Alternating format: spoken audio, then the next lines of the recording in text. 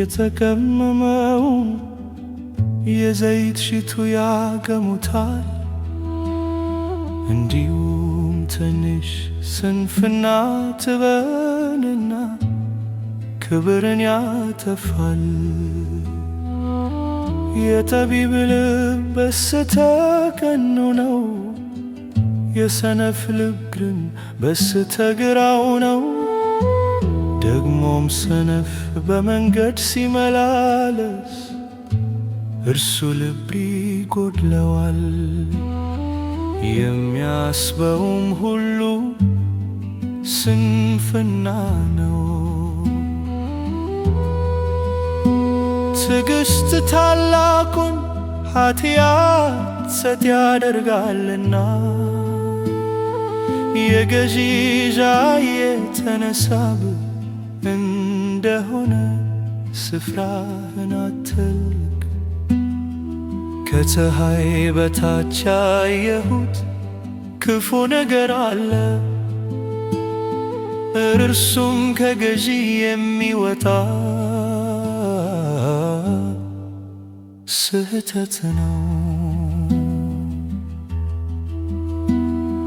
ሰነፍ በታላቅ ማዕርግ ተሾመ፣ ባለጠጎች ግን በተዋረደ ስፍራ ተቀመጡ። ባሪያዎች በፈረስ ላይ ሲቀመጡ መሳፍንትም ባሪያዎች በፈረስ ላይ ሲቀመጡ መሳፍንትም እንደ ባሪያዎች በምድር ላይ ሲሄዱ አየሁ።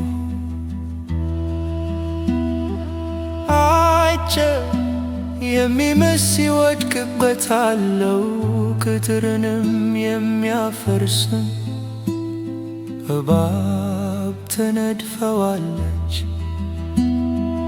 ድንጋይን የሚፈነቅል ይታመንበታል፣ እንጨትን የሚፈልጥ ይጎዳበታል።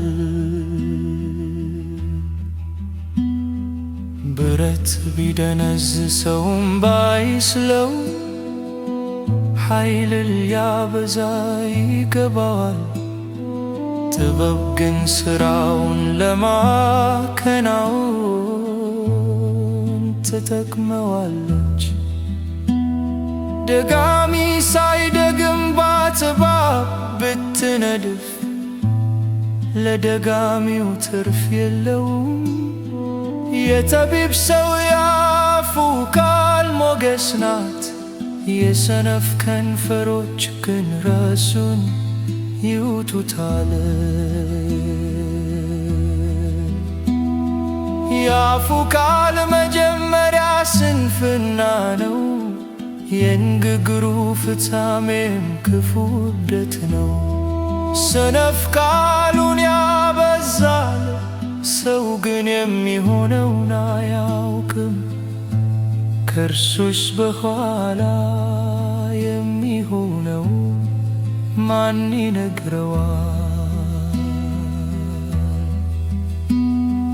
የሰነፍ ሥራ ያደክመዋል፣ ወደ ከተማ መሄድ አያውቅምና።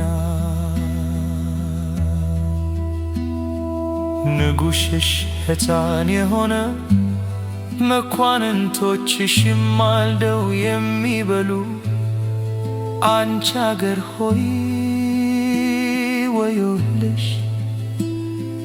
ንጉሥሽ የከበረ ልጅ የሆነ ለብርታት እንጂ ለስካር ያይደለ በጊዜ የሚበሉ መኳንንት አሉሽ።